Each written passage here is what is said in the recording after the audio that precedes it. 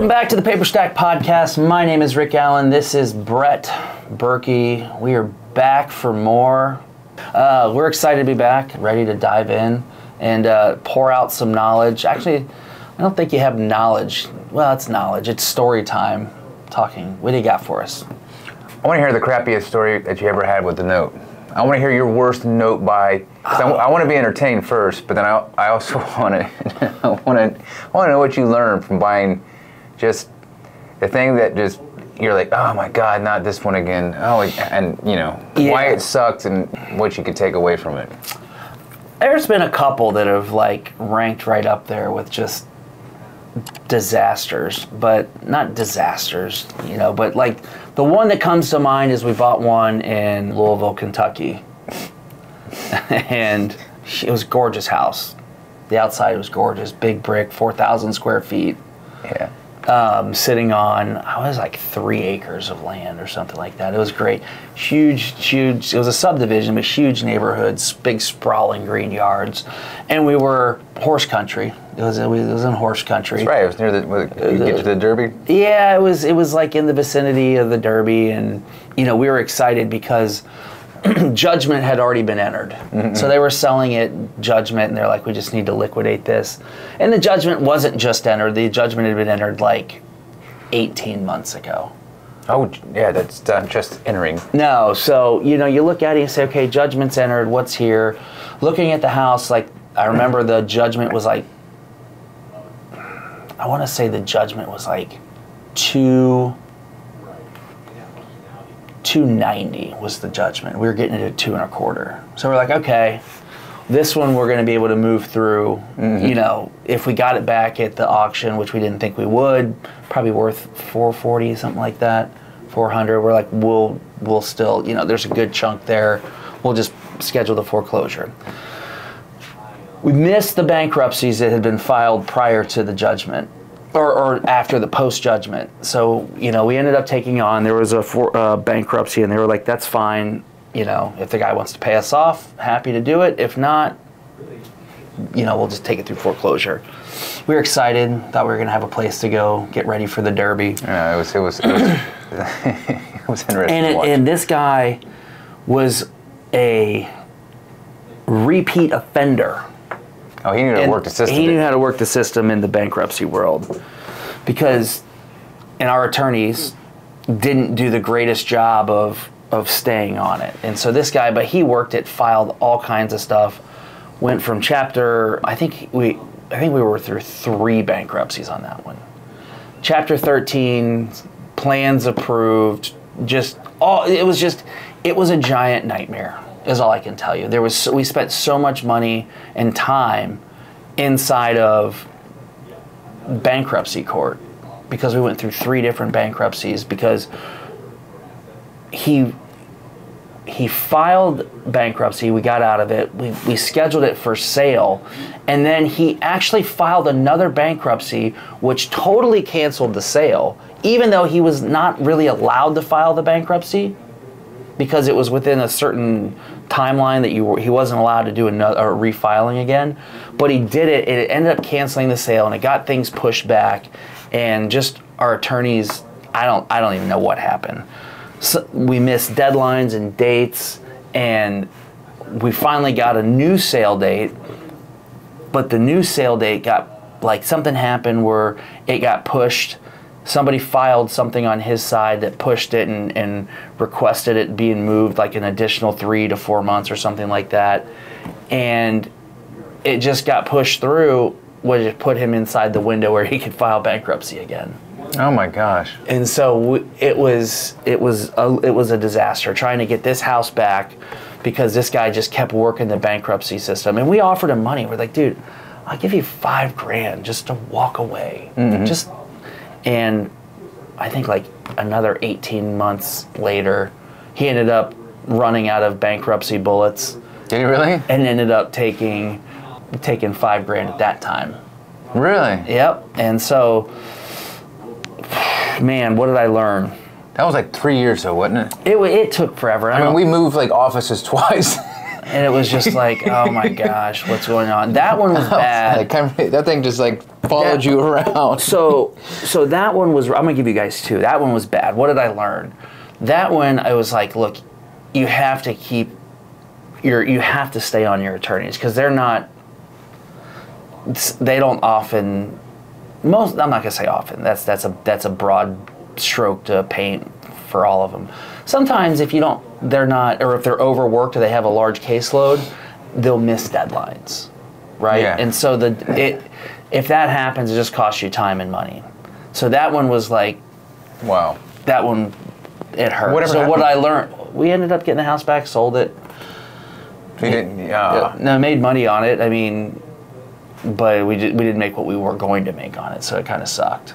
Do you think you made money on it, or did you actually maybe just break even because all the bankruptcies and lawyers? I mean, we made money, but we didn't like basically breaking even. It's like I consider on something like that, if you make $5 or $10 grand, you're like on a $220,000 investment, which ballooned. I don't consider that making money. No, it's you could have done better with it. Oh yeah, you could have turned the money 2 or 3 times, but then so that was really not great. Another one which really just is coming to a head is one in Cook County. Oh, these are always fun. And we were at the doorstep of judgment. Oh, is this the one during COVID? COVID struck, and it was just locked down. The courts were shut down, and Cook County was like, they were only letting you do a certain number of foreclosures a day via Zoom. Oh, wow. And if your house was occupied by the owner, there's nothing you can do. You're still dealing with that one? No, that one's done, but it was like, it took us until... Oh yeah, no, I remember that one too. That one was a nightmare, and that one was one where it's like, what can you do? You can't do anything with it. Like, I was, like the courts were just, they weren't moving. It was like... That was out of your control. It was out of my control, but it was... That was a black swan. That was a black swan event, but that was a nightmare, and I don't know how... What the lesson learned from that is... Don't play in a wet market, I don't know. Yeah, I don't know. You could have maybe sold the asset and recovered, a big chunk of money at that point, but it was just... It was no good. Did you not make money on that one? No, we did okay on that one, but it was still like, it would have been... A lot better? Yeah, because Cook County, like, I had to pay another 2 or 3 years of taxes. Oh yeah, that's the part that people don't talk about. $8 grand a year, you're like, well, there's 25 grand vaporized. Right. So that sucked. Yeah, so that one is like, what did I learn? I don't buy anything in Cook County anymore. I just don't do it. No. No, Cook County is like, it's an off-limits county. We're like, no, I won't do it there. Wow. So that's good to know. Okay, cool. Oh, those are fun. So any of them that you ever like lost your ass on money-wise? Lost our ass on. Yeah, there's been some that were like small balance stuff. Mm-hmm. And like the Midwest, Ohio, high taxes, but basements. Oh, yeah. Basements, just flooded basement. They attract water somehow. Yeah, they flood, and that's, when we were buying the smaller balance stuff, it just, the market never caught up. Like, we bought them for low enough, but the foreclosure cost, the taxes, and then the rehab we're like, no, we're never. Is it where like you just walk in the basement, it's just... Well, I wasn't there, but yes, yeah. I got pictures of like, 2.5 feet of water in the basement, and you're like, oh! Yeah. So there's some of those things that you're just like, okay, I'm never dealing with those. If there was a basement in Florida that got flooded, it'd have alligators. It's alligators and snakes. So that's it. Nothing really exciting. I mean, it's just, if you're in the business long enough, you're going to run into crafty people who are good at the foreclosure system, or you run into, hopefully not a black swan event like we ran into, or you're going to run into some, where you're just like, we bought this and it was like sub-performing and then it went completely dark, or the borrower died and then we couldn't, you're stuck in a foreclosure state that at the time was overworked. Most of this stuff was when like it was like just, there was tons and tons of foreclosures, and so getting stuff through took forever. And when that happens, the house just gets, people, I've another one that that happened. I won't say who, but I know this happened. Is they actually foreclosure went through. The foreclosure deed was recorded, and they were going to serve the eviction and the legal eviction, and the tenant or the person we foreclosed on, that person foreclosed on, came out and said, no, I've got the deed, and they never served the eviction, and it postponed stuff for like 9 months trying to get it, because then they went back to the courts. It was a disaster. It was in Alabama. Wow. So yeah, that's a tough wow. one. So lots of stuff. If you get in there, there's war stories. I'm sure you could sit down at a conference with somebody over, a glass of wine or some beers, and you could exchange war stories that are just like, oh, no, check out this scar. Oh, no, check out this scar. Mm-hmm. So they're out there, but it's, I remember when we got into the business, when we went to, we'd been through and when we went to the note school, 3-day event. We were sitting there and we'd been through, I don't know, 12 to 15 assets by that point, and we were batting 1,000, like killing it. Mm-hmm.